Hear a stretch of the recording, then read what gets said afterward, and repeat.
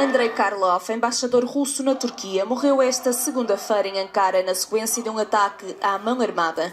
O incidente ocorreu durante um discurso do diplomata numa exposição fotográfica no Centro de Arte Contemporâneo em Çaykaya, centro da capital. Pelo menos 3 pessoas acabaram feridas no ataque. O atacante já foi identificado. Trata-se de um agente das forças anti-motim de 22 anos.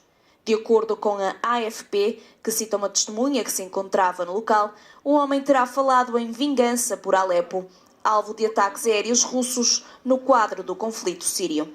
Os média turcos informaram que o atacante foi neutralizado pelas forças policiais. O ataque acontece na véspera de uma reunião em Moscovo entre os chefes da diplomacia da Rússia, Irão e Turquia para discutir um cessar-fogo na cidade de Alepo, norte da Síria. Recorde-se ainda que a guerra na Síria, onde se jogam diferentes conflitos de interesse a nível regional, ficou marcada por tensões entre Ankara e Moscovo. Os ataques levados a cabo por forças russas em Alepo provocaram protestos a nível internacional. Andrei Karlov nasceu em 1954, tinha 62 anos, foi nomeado para o cargo em Ankara em julho de 2013.